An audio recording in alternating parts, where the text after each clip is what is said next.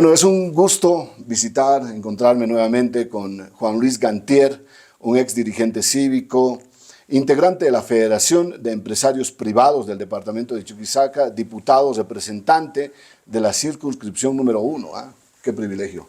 Juan Luis. ¿Ah? Gracias, Iván, muy amable. Te agradezco que me hayas recibido aquí. No, porque es un gusto y además con el amplio currículum que has presentado. Y que me faltaban muchas otras cosas. Bueno, pero que al final es una satisfacción el poder haber tenido esa experiencia aquí en Sucre y muy contento de que poder servir en lo que se pueda, ¿no? Comentando. Bueno, estos días el gobierno ha decidido vender electricidad a Argentina, ¿no? Y lo hace generado con gas, ¿no? Lo que no tenemos ahora o lo que está faltando ahora. Y resulta que es un gas subvencionado, una energía eléctrica subvencionada rumbo a la Argentina. Todo eso rondaba en mi cabeza con esa propuesta que tenías sobre la generación de energía eléctrica a través del Carrizal. ¿Te acuerdas todavía esa propuesta, no? Sí, me acuerdo, sobre todo que la gestión que se hizo en esa época tenía proyectos competitivos. Por un lado era ICLA y por el otro lado era el Carrizal, que era lo que proponía sobre todo la Brigada del MAS.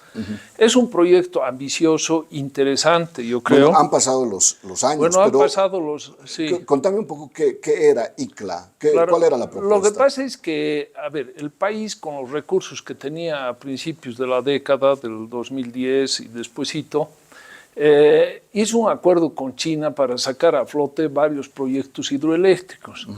Y la línea que tú dices era una línea muy importante porque lo que estaríamos haciendo es darle un valor agregado al gas para poder sacar electricidad. Porque estamos subvencionando el gas que se va a las termoeléctricas a 1.3 cuando los precios del gas, si es que los vendiéramos sin ningún procesamiento, estarían en 8 o 9 dólares.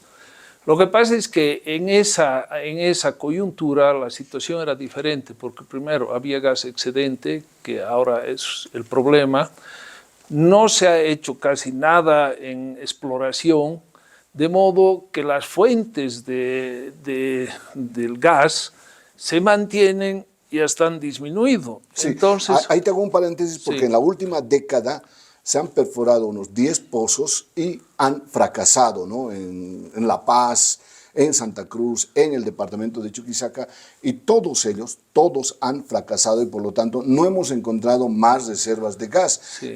La última reserva que hemos encontrado ha sido el Incahuasi, ha sido del año 2003, 2004, o sea, antes del periodo de bonanza de los precios del petróleo. Claro, lo que pasa es que yo tengo idea que se han explorado 140 y de esos 14 han tenido proyecciones económicas, pero cuando se ha entrado a los 14, resulta que esas proyecciones económicas no son tales porque cuando se ha profundizado no hay los recursos.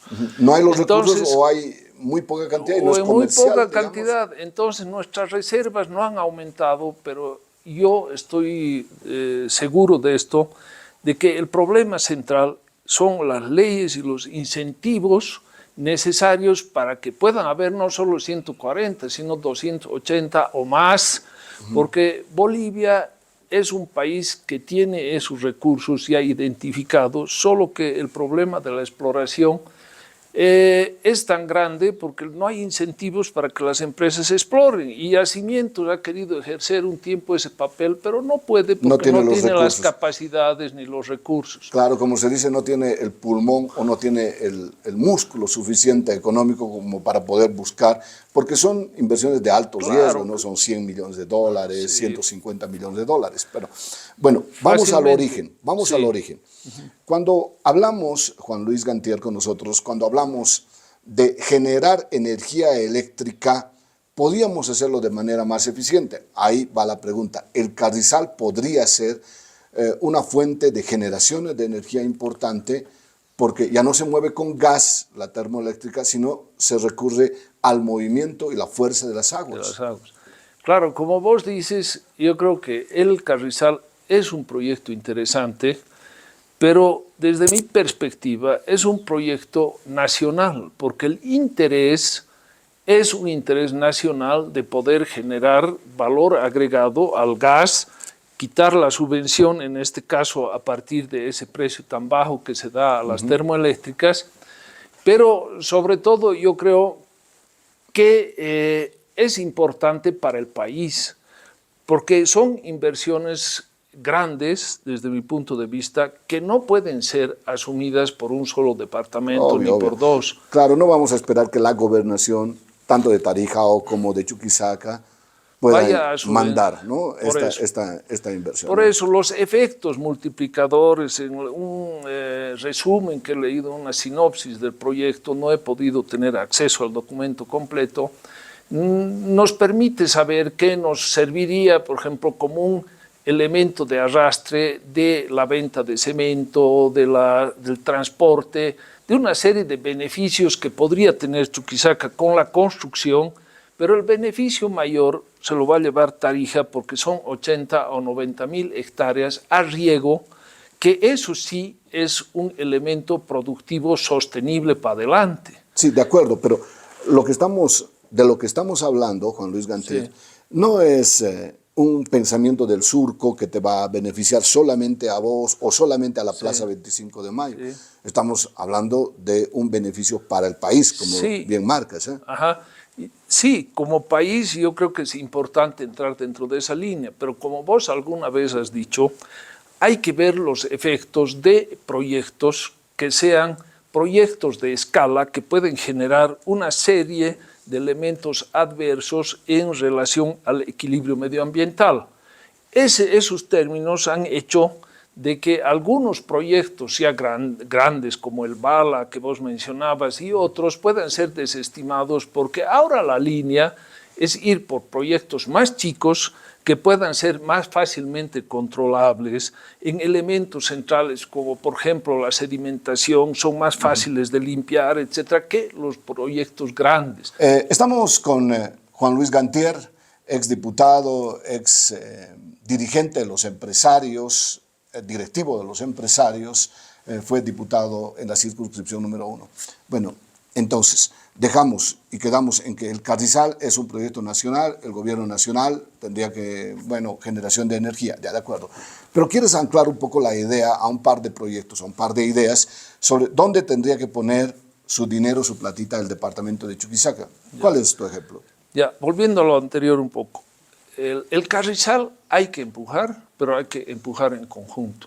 Y no puede ser el objetivo donde Chuquisaca concentre todas sus energías, los de las fuerzas vivas que tenemos. Me quedó clarísimo eso. Entonces, yo creo que hay que apuntar a proyectos que puedan tener un impacto más inmediato y que permitan resolver algunos problemas. La población de Chuquisaca está más o menos cerca de 600.000 habitantes, 550.000, 600 más o menos. ¿Ya? Sucre debe tener un 50 o 60% de casi la población. Casi el 60% ya. Entonces, en teoría de desarrollo se sabe que los polos de desarrollo son aquellos que tienen las infraestructuras más o menos adecuadas para las inversiones. Entonces, pienso yo que hay que concentrar los recursos departamentales en este eje Sucre, que puede tener un mecanismo de arrastre de todas las provincias del norte del departamento, que es donde más pobreza hay. Estoy hablando básicamente de Sucre. Ahora, ¿qué puedes hacer en Sucre? Sucre tiene uno de los mayores, diríamos, los mayores atractivos arquitectónicos, y no solo arquitectónicos, culturales, del barroco. El barroco es la esencia de nuestra nacionalidad. Los monumentos que tenemos en Sucre no hay en Tarija ni hay en ningún otro lugar.